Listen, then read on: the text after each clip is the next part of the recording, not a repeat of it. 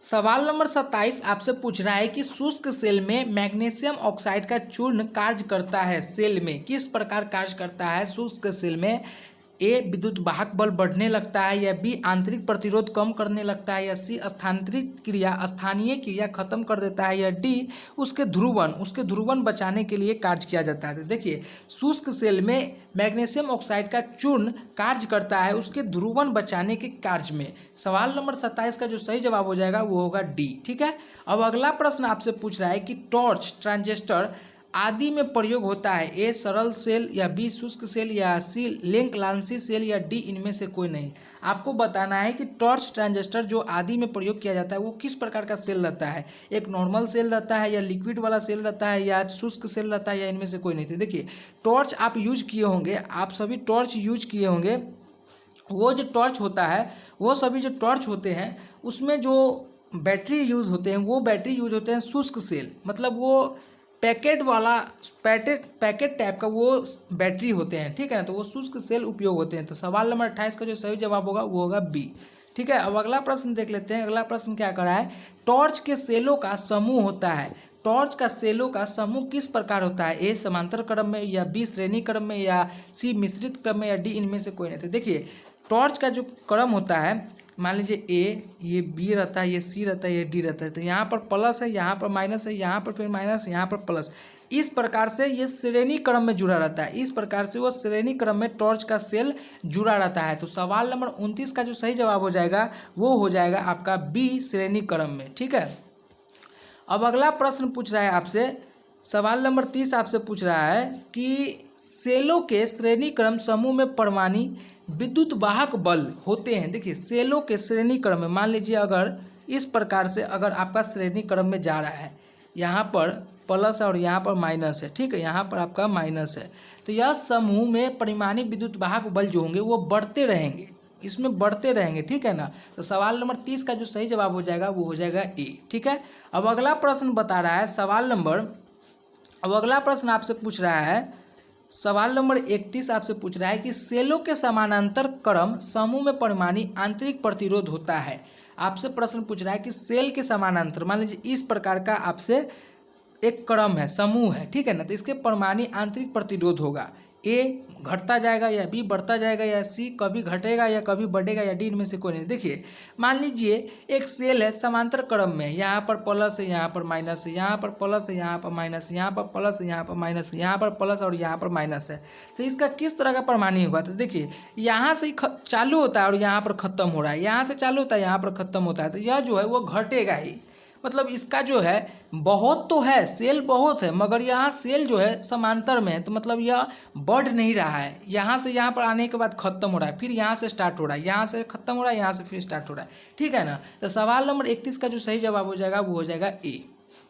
अब अगला प्रश्न देख लेते हैं। अगला प्रश्न क्या कर रहा है कि फ्यूज तार का उपयोग होता है। ए विद्युत यंत्रों को जलने से बचाने के लिए, या बी विद्युत परिपथ जोड़ने के लिए, या सी धारों को नियंत्रित करने के लिए, या डी इनमें से कोई नहीं। तो साथियों, आप सभी जानते हैं और आपके घर में यह फ्यूज लगाए जाते हैं। फ्यूज क्यों लगाए जाते हैं, क्योंकि आपके मोटर न जलें, क्योंकि आपके बिजली के बल्ब ना उड़े, क्योंकि आपके जो पंखे होते हैं वो ना जले, आपके टीवी ना जले, इसलिए फ्यूज का उपयोग हम करते हैं। क्योंकि विद्युत यंत्रों को जलने से बचाने के लिए हम फ्यूज तार का उपयोग करते हैं। तो सवाल नंबर 32 का जो जवाब हो जाएगा वो हो जाएगा ए।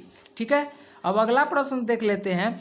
किसी परिपथ से जुड़े किसी चालक में प्रति सेकेंड उत्पन्न ऊपर होती है। देखिए, कह रहा है कि किसी परिपथ से जुड़े किसी चालक के प्रति सेकेंड तुरंत चेंजिंग हो रहा है, उत्पन्न हो रहा है, तुरंत उत्पन्न हो रहा है, इस प्रकार उत्पन्न हो रहा है।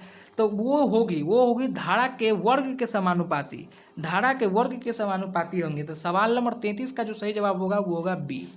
ठीक है। अब अगला प्रश्न देख लेते हैं। अगला प्रश्न क्या कर रहा है कि धारा किसी विद्युत परिपथ में एकाएक धनात्मक आवेश को दो बिंदुओं के बीच स्थानांतरित करने में जो कार्य करना पड़ता है वो निम्नलिखित में किसके मापक होते हैं। सवाल नंबर 34 का सही जवाब क्या होगा। ए विद्युत धारा, या बी विभवांतर, या सी प्रतिरोध, या डी शक्ति।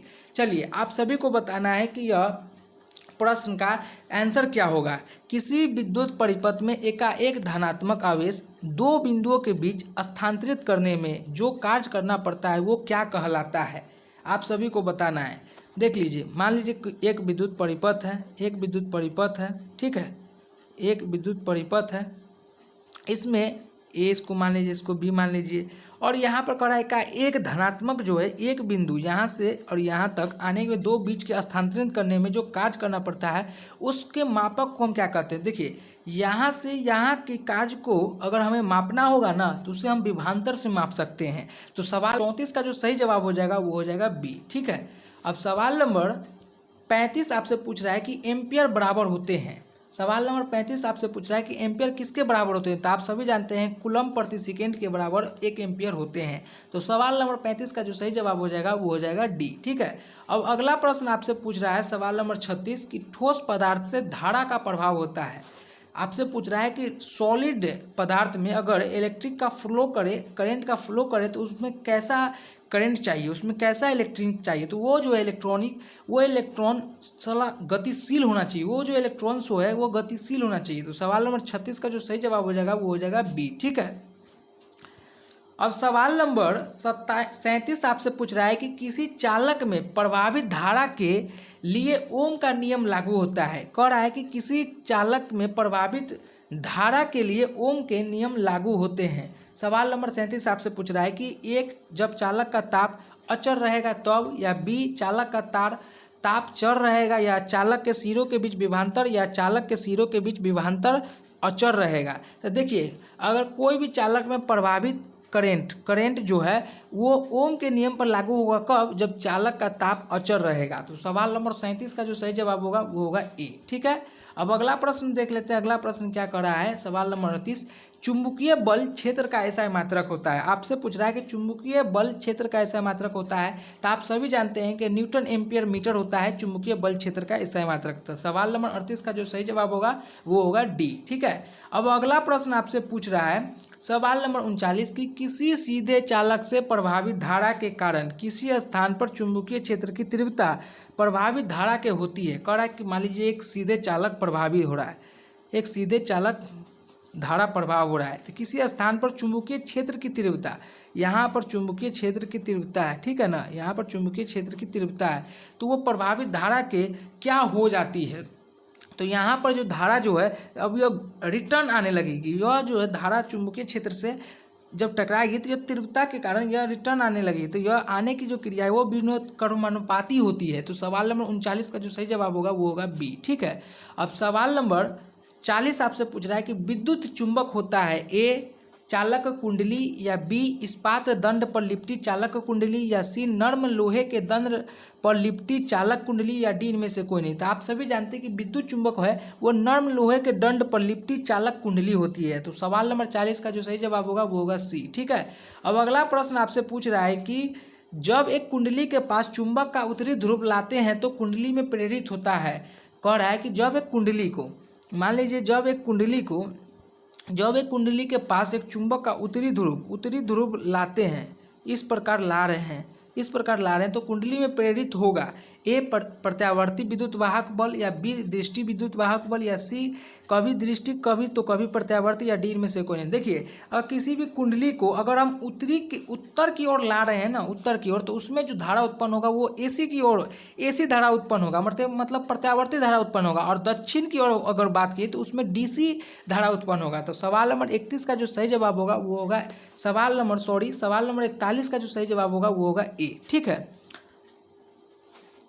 अब आपसे अगला प्रश्न पूछ रहा है सवाल नंबर 42 आपसे पूछ रहा है कि डायनमो का सिद्धांत आधारित है। डायनमो का सिद्धांत किस चीज़ पर आधारित है आपको बताना है। यह सवाल नंबर 42 का सही जवाब क्या होगा, ए, धारा के तापीय प्रभाव पर, या बी, प्रेरित विद्युत धारा पर, या सी, विद्युत चुंबकीय प्रेरण पर, या डी, आर्मेचर पर। आपसे पूछ रहा है कि डायनमो का जो सिद्धांत है किस चीज़ पर वो आधारित है। तो आप सभी जानते हैं कि विद्युत चुंबकीय प्रेरण पर डायनमो का सिद्धांत आधारित है। तो सवाल नंबर 42 का जो सही जवाब होगा वो होगा सी। ठीक है, अब अगला प्रश्न आपसे पूछ रहा है कि डायनमो में यांत्रिक ऊर्जा को बदला जा सकता है। आपसे पूछ रहा है कि डायनमो को हम किस ऊर्जा में बदल सकते हैं, यांत्रिक ऊर्जा को हम किस में बदल सकते हैं। तो यांत्रिक ऊर्जा को हम सिर्फ और सिर्फ विद्युत ऊर्जा में हम बदल सकते हैं। ठीक है ना, विद्युत ऊर्जा में बदल सकते हैं। तो सवाल नंबर 43 का जो सही जवाब होगा वो होगा ए।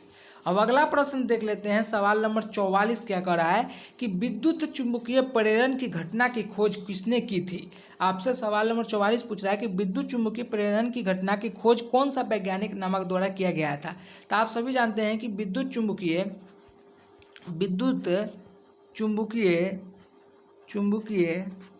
प्रेरण की खोज फैराडे नामक वैज्ञानिक ने किया था। फैराडे नामक वैज्ञानिक ने किया था। तो सवाल नंबर 44 का जो सही जवाब होगा वो होगा ए। ठीक है, चलिए अगला प्रश्न देख लेते हैं। 45 कह रहा है कि जब किसी कुंडली के निकट से किसी चुंबक का दक्षिणी ध्रुव दूर से लाया जाता है तो उसमें उत्पन्न प्रेरित विद्युत धारा की दिशा होगी। देखिए यहाँ पर कह रहा है कि किसी कुंडली को निकट से चुंबकीय ठीक है ध्रुव से दूर लाया जाता है, मतलब यहाँ से इसका दूर लाया जाता है। ठीक है, तो उसमें उत्पन्न प्रेरित विद्युत धारा, इसमें जो उत्पन्न होगा, यहाँ से जो उत्पन्न धारा होगा उसकी दिशा क्या होगी। तो वो जो धारा की दिशा होगी वो वामावार्तक होगी। वो जो दिशा की धारा होगी वो वामावार्तक होगी। तो सवाल नंबर 45 का जो सही जवाब होगा वो होगा ए। ठीक है, अब अगला प्रश्न देख लेते हैं। अगला प्रश्न क्या कर रहा है कि किसी कुंडली में प्रेरित विद्युत वाहक बल उससे संबद्ध चुंबकीय फ्लक्स के परिवर्तन की दर को क्या कहती है। सवाल नंबर 46 आपसे पूछ रहा है कि कोई भी कुंडली प्रेरित विद्युत वाहक बल से संबद्ध चुंबकीय फ्लक्स के परिवर्तन की दर को क्या कहते हैं, समानुपाती कहते हैं। तो सवाल नंबर 46 का जो सही जवाब होगा वो होगा ए। ठीक है, अब अगला प्रश्न आपसे पूछ रहा है कि चुंबकीय फ्लक्स का एसआई मात्रक होता है। आपसे पूछ रहा है कि चुंबकीय फ्लक्स का एसआई मात्रक होता है ए वेबर या बी टेस्ला या सी फैराडे या डी इनमें से कोई नहीं।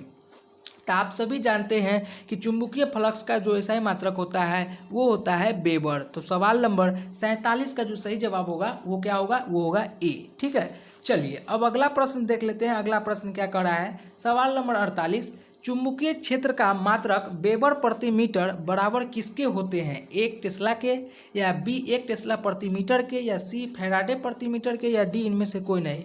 तो साथियों चुंबकीय क्षेत्र का मात्रक वेबर प्रति मीटर बराबर होता है किसके, एक टेस्ला के बराबर होता है। तो सवाल नंबर 48 का जो सही जवाब होगा वो होगा क्या, ए होगा। चलिए अब अगला प्रश्न देख लेते हैं। अगला प्रश्न क्या कह रहा है। अगला प्रश्न आपसे कर रहा है कि किसी बंद कुंडली और चुंबक के बीच सापेक्षिक गति के कारण कुंडली में विद्युत वाहक बल उत्पन्न होने की घटना को हम क्या कहते हैं। आपसे पूछ रहा है कि कोई अगर बंद कुंडली है, कोई भी बंद कुंडली है और चुंबकीय के बीच उसके चुंबक के बीच में सापेक्षिक गति के कारण कुंडली में विद्युत वाहक बल उत्पन्न कर रहे हैं, मतलब इसके अंदर में ही विद्युत वाहक बल उत्पन्न कर रहे हैं, तो इस घटना को हम विद्युत चुंबक कहते हैं। तो सवाल नंबर 49 का जो सही जवाब होगा वो होगा ए। ठीक है, अब अगला प्रश्न आपसे पूछ रहा है कि घरेलू विद्युत वितरण प्रणाली में घरेलू लाइन में पावर कितने लाइन से जुड़े रहते हैं। कह रहे हैं कि घरेलू विद्युत वितरण में जो लाइन का जो वायर होता है वो किस क्रम में जुड़ा रहता है, ए श्रेणी क्रम में या बी समांतर क्रम में या सी मिश्रित क्रम में या डी इनमें से कोई नहीं। तो साथियों आप सभी जानते हैं कि जो हमारे घर में जो वायर होते हैं जो वो क्रम में जुड़े होते हैं वो समानांतर क्रम में जुड़े रहते हैं, ठीक है ना। तो सवाल नंबर 50 का जो सही जवाब होगा वो होगा बी। ठीक है, अब अगला प्रश्न आपसे पूछ रहा है कि घरेलू उपयोग के लिए विद्युत उपलब्ध होती है। आप सभी जानते हैं कि घरेलू मतलब हम अपने घर में जो विद्युत उपयोग करते हैं उसकी जो वोल्ट होती है वो होती है 220 वोल्ट। आपको यह प्रश्न आएगा और बहुत ही ज़्यादा आसान भी है और आप सभी जानते भी हैं, ठीक है ना। तो सवाल नंबर 51 का जो सही जवाब होगा वो होगा ए। सवाल नंबर 52 आपसे कह रहा है कि पावर लाइन की धारा का मान होता है। तो देखिए पावर लाइन की धारा का जो मान होता है ना वो होता है 15 एम्पियर, तो सवाल नंबर 52 का जो सही जवाब होगा वो होगा ए। और आपसे पूछेगा घरेलू लाइन की धारा का मान क्या होता है, तो वो 5 एम्पियर होता है। घरेलू लाइन का जो धारा का जो मान होता है वो 5 एम्पियर होता है और पावर लाइन की जो धारा की मान होती है, पावर लाइन की धारा की मान वो 15 एम्पियर होती है, ठीक है ना। अब अगला प्रश्न देख लेते हैं। अगला प्रश्न क्या कर रहा है, सवाल नंबर 54 कर रहा है कि चालक के सिरों के बीच विभवांतर होता है किसके। मान लीजिए चालक के सिरों के बीच, एक चालक के सिरों के बीच सिरों के बीच यहाँ के बीच के विभवांतर होता है धारा के ए समानुपाती, बी व्युत्क्रमानुपाती या सी वर्ग के अनुपाती या डी इनमें से कोई नहीं। सवाल नंबर 54 आपसे पूछ रहा है कि चालक के सिरों के बीच के विभवांतर धारा के जो मान होती है वो समानुपाती होती है। तो सवाल नंबर 54 का जो सही जवाब होगा वो होगा ए। ठीक है, अब अगला प्रश्न देख लेते हैं। अगला प्रश्न क्या कर रहा है, चालक के प्रतिरोध चालक की लंबाई का होता है। सवाल नंबर 55 कराया गया चालक के प्रतिरोध कि चालक की लंबाई के होते हैं। सवाल नंबर 55 आपसे पूछ रहा है चालक के प्रतिरोध चालक के लंबाई के होते हैं ए समानुपाती, बी व्युत्क्रमानुपाती या सी वर्ग के समानुपाती या डी इनमें से कोई नहीं। तो आप सभी जानते हैं कि चालक के प्रतिरोध चालक की लंबाई के समानुपाती होती है। तो सवाल नंबर 55 का जो सही जवाब होगा वो होगा ए। ठीक है, अब आपसे पूछ रहा है सवाल नंबर 56 की 2 ओम 3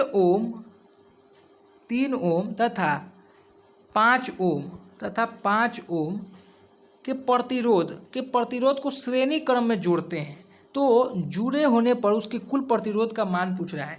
देखिए यहाँ पर आपको एक वोल्ट दे दिया गया है, एक विद्युत परिपथ दे दिया गया है। ठीक है, एक एसिडेंस, और यहाँ पर है 2 ओम, यहाँ पर है 3 ओम, यहाँ पर है 4 ओम, यहाँ पर है 5 ओम। यह कह रहा है कि यह सभी को 2 ओम, 3 ओम और 5 ओम यह सभी को जोड़ने पर ये कितने मान होंगे। तो यह सभी को जोड़ने पर जो ओमों का मान होगा वो 10 ओम के बराबर होगा। तो सवाल नंबर 56 का जो सही जवाब होगा वो होगा ए। ठीक है, अब अगला प्रश्न देख लेते हैं। अगला प्रश्न क्या कर रहा है कि विद्युत हीटर या आयरन में प्रयुक्त होते हैं। आप सभी जानते हैं कि विद्युत हीटर और आयरन में जो प्रयुक्त होते हैं वो क्या प्रयुक्त होते हैं, नाइक्रोम का उपयोग हम करते हैं विद्युत हीटर में, क्योंकि यह जो है बहुत ही ज़्यादा नाइक्रोम के उपयोग करने से क्या होता है, ये बहुत ही ज़्यादा हीट ऊष्मा जो है बहुत ही ज़्यादा जल्दी पैदा करती है और बहुत ही जल्दी ज़्यादा हीट करती है। ठीक है ना, तो सवाल नंबर 58 का जो सही जवाब हो जाएगा वो हो जाएगा बी। ठीक है, अब अगला प्रश्न देख लेते हैं, विद्युत धारा उत्पन्न करने की युक्ति को हम क्या कहते हैं। सवाल नंबर 59 आपसे पूछ रहा है कि विद्युत धारा उत्पन्न करने की युक्ति को हम क्या कहते हैं। तो आप सभी जानते हैं कि विद्युत धारा की उत्पन्न करने की युक्ति को हम क्या कहते हैं, जनित्र कहते हैं, जनरेटर कहते हैं। तो सवाल नंबर 59 का जो सही जवाब होगा वो होगा ई। ठीक है, अब अगला प्रश्न देख लेते हैं। अगला प्रश्न क्या आपसे पूछ रहा है, वास्तव में विद्युत जनित्र क्या है। वास्तव में विद्युत जनित्र क्या है, ए विद्युत आवेश से किसी स्रोत का कार्य करता है, या बी ऊष्मीय ऊर्जा के स्रोत से कार्य करता है, या सी विद्युत चुम्बकीय की तरह कार्य करता है, या डी ऊर्जा के परिवर्तन की तरह कार्य करता है। तो साथियों आप सभी जानते हैं कि वास्तव में जो विद्युत जनित्र है वो ऊर्जा के परिवर्तन की तरह कार्य करता है, एकदम सेम एक एनर्जी की तरह वो भी कार्य करता है विद्युत जनित्र, डीसी जो जनित्र है सो। तो सवाल नंबर 60 का जो सही जवाब होगा वो होगा डी। ठीक है, अब अगला प्रश्न आपसे पूछ रहा है, सवाल नंबर 61 आपसे पूछ रहा है कि विद्युत जनित्र का सिद्धांत आधारित है। आपसे पूछ रहा है कि विद्युत जनित्र किस सिद्धांत पर वो कार्य करता है, ए धारा के ऊष्मीय प्रभाव पर, या बी विद्युत चुम्बकीय प्रेरण पर, या सी प्रेरित चुम्बकीय प्रेरण पर, या डी प्रेरित विद्युत पर। तो आप सभी जानते हैं कि विद्युत जनित्र का जो सिद्धांत है वो विद्युत चुम्बकीय प्रेरण पर यह कार्य करता है। तो सवाल नंबर 61 का जो सही जवाब होगा वो होगा बी। ठीक है, अब अगला प्रश्न देख लेते हैं। अगला प्रश्न क्या कर रहा है कि बोल रहा है कि किसी एसी जनित्र और डीसी जनित्र में एक मूलभूत अंतर बताइए। यह चारों ऑप्शन दिया गया है, इसमें आपको बताना है कि इसमें से कोई एक एसी और डीसी के बीच में का एक अंतर बताइए। ए बोल रहा है कि एसी जनित्र में विद्युत चुम्बकीय होता है जबकि डीसी मोटर में अस्थायी चुंबक होता है। बी बोल रहा है कि एसी जनित्र उच्च वोल्टता का जनन करता है। सी बोल रहा है कि एसी जनित्र उच्च वोल्टता का जनन नहीं करता है। जबकि डी बोल रहा है कि एसी जनित्र में सापी वलय होते हैं जबकि डीसी में जनित्र में दीप्य परिवर्तन होते हैं। देखिए एसी में और डीसी में जो मूलभूत अंतर होते हैं वो होते हैं कि एसी जनित्र में सापी वलय होते हैं जबकि डीसी में दिक् परिवर्तन होते हैं। तो सवाल नंबर 62 का जो सही जवाब होगा वो होगा डी। ठीक है, सवाल नंबर 33 आपसे पूछ रहा है कि लघु पतन के समय परिपथ में विद्युत धारा का मान होता है। देखिए कह रहा है कि लघु परिपथ में विद्युत धारा का क्या मान होता है। जब शॉर्ट सर्किट होते हैं तो उसके विद्युत परिपथ में क्या धारा का जो है इलेक्ट्रिक करंट का मान क्या होता है, तो वो जो मान जो है ना बहुत अधिक बढ़ जाते हैं। लघु पतन मतलब नज़दीक के समय में अगर कोई भी विद्युत धारा अगर नज़दीक में हो तो उसका जो धारा का जो मान क्या होगा, तो वो जो धारा का जो मान होगा वो अधिक होगा, ठीक है ना। तो सवाल नंबर 64 का जो सही जवाब होगा वो होगा सी।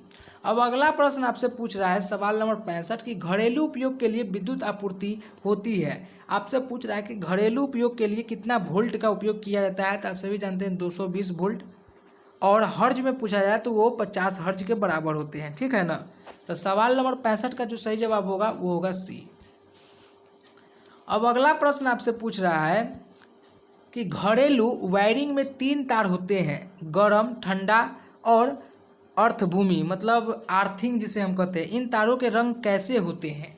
आपसे पूछ रहा है कि घरेलू में घर के वायरिंग में 3 तार होते हैं, एक गर्म, एक ठंडा, एक आर्थिंग होते हैं। तो यह तीनों तार किस प्रकार के होते हैं, चलिए आपको बताना है। तो आप सभी जानते हैं कि गर्म के लिए तो हम लाल का प्रयोग करते हैं, और वायरिंग मतलब ठंडे के लिए हम लोग काला का प्रयोग करते हैं, और आर्थिंग के लिए हम लोग हरा का प्रयोग करते हैं, ठीक है। तो आर्थिंग के लिए तो आप नहीं जानते थे, मगर लाल और काला पहले से जानते थे कि पॉजिटिव निगेटिव में उपयोग होता है, मगर आर्थिंग के लिए हम हरा रंग का प्रयोग करते हैं। तो सवाल नंबर 66 का जो सही जवाब हो जाएगा वो हो जाएगा सी, ठीक है। अब अगला प्रश्न आपसे पूछ रहा है स्विच लगाए जाते हैं, ए ठंडे तार में, या बी गर्म तार में, या सी अर्थ तार में, या डी कभी ठंडे तार में तो कभी अर्थ तार में।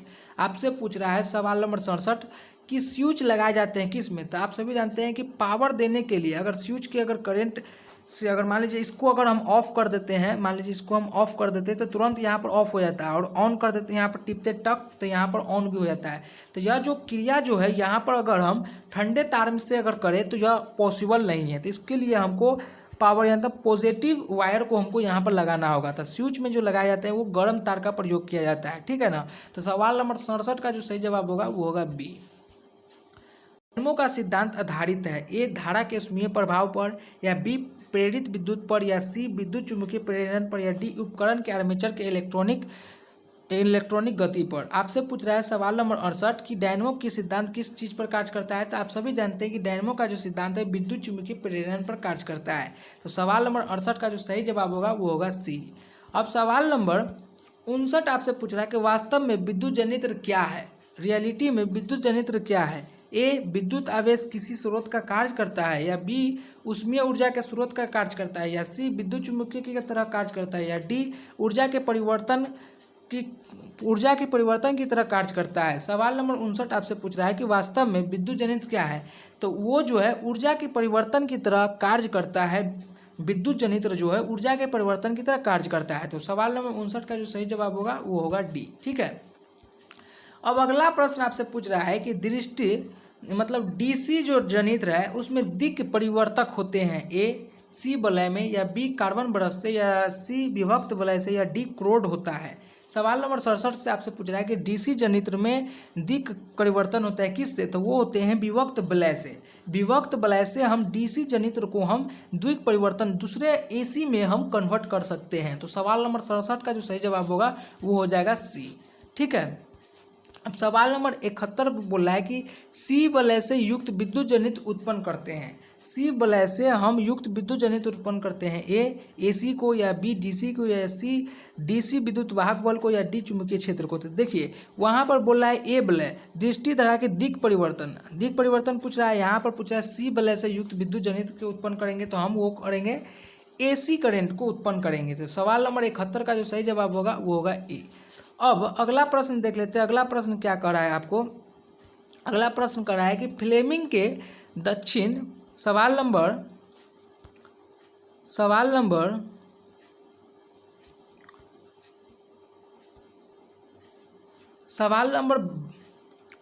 आपसे पूछ रहा है कि फ्लेमिंग के दक्षिण हस्त नियम में अंगूठा संकेत करता है, ए चुंबकीय क्षेत्र की दिशा में, या बी प्रेरित धारा की दिशा में, या सी गति की दिशा में, या इनमें से किसी भी दिशा में नहीं। सवाल नंबर 72 आपसे पूछ रहा है। तो देखिए फ्लेमिंग के दक्षिण हस्त नियम जो वो अंगूठा जो संकेत करता है वो गति की दिशा की ओर संकेत करता है, फ्लेमिंग का हस्त नियम, ठीक है ना। और वही प्रेरित चुंबकीय क्षेत्र की दिशा में कौन करेगा, तो वो वाम हस्त वो बाम है यानी कि बाएं हस्त के नियम के द्वारा वो जो है वो चुंबकीय क्षेत्र की दिशा की ओर यह अंगूठा संकेत करेगा। तो सवाल नंबर 72 का जो सही जवाब होगा वो होगा सी। ठीक है, अब अगला प्रश्न आपसे पूछ रहा है एन टाइप अर्धचालक में बहुसंख्यक आवश्यक होते हैं, ए इलेक्ट्रॉन, बी छिद्र या सी इलेक्ट्रॉन और छिद्र दोनों या डी पॉजिट्रॉन। सवाल नंबर 73 आपसे पूछ रहा है कि एन टाइप के अर्धचालक बहुसंख्यक जो आवेशक कहलाते हैं वो इलेक्ट्रॉन कहलाते हैं, वो इलेक्ट्रॉन कहलाते हैं। तो सवाल नंबर 73 का जो सही जवाब होगा वो होगा ए। ठीक है, अब सवाल नंबर 74 पूछ रहा है कि घरेलू वायरिंग में स्विच किस तार से जुड़ा होता है। पूछ रहा है कि घरेलू वायरिंग में स्विच किस तार से जुड़ा होता है, ए उदासीन तार से या बी भू अर्थ तार से या सी भूगणमय तार से या डी उदासीन और भू अर्थ तार दोनों से। सवाल नंबर 74 आपसे पूछ रहा है कि घरेलू वायरिंग में स्विच की जो तार किस चीज से जुड़ा रहता है, वो भूगण तार विद्युन्मय तार से जुड़े होते हैं। ठीक है, तो जो मतलब वो पॉजिटिव तार से ही जुड़े रहते हैं। स्विच के जो तारे होते हैं वो पॉजिटिव तार से, गर्म तार से जुड़े होते हैं। तो सवाल नंबर 74 का जो सही जवाब होगा वो होगा सी। अब सवाल नंबर 75 आपसे पूछ रहा है कि डोमेस्टिक लाइन तथा पावर लाइन जुड़े रहते हैं, ए श्रेणी क्रम में या बी समांतर क्रम में या सी श्रेणी क्रम और समांतर क्रम के मिश्रित में या डी इनमें से कोई नहीं थे। देखिए डोमेस्टिक लाइन तथा पावर जो लाइन है ना, जो मान लीजिए डोमेस्टिक लाइन किसे कहते हैं, जो हम अपने घर में यूज करते हैं उसे हम डोमेस्टिक लाइन कहते हैं, और पावर लाइन यह दोनों जो लाइन है उसी को हम जोड़ते हैं समांतर क्रम में जोड़ते हैं। ठीक है ना, समांतर क्रम में जोड़ते हैं। तो सवाल नंबर 75 का जो सही जवाब होगा वो होगा बी। साथियों लगभग हम लोगों ने 40 से 42 मिनट में यह सभी प्रश्न को, मात्र 75 प्रश्न को हम लोगों ने 40 मिनट में क्वेश्चन सॉल्व कर लिए हैं।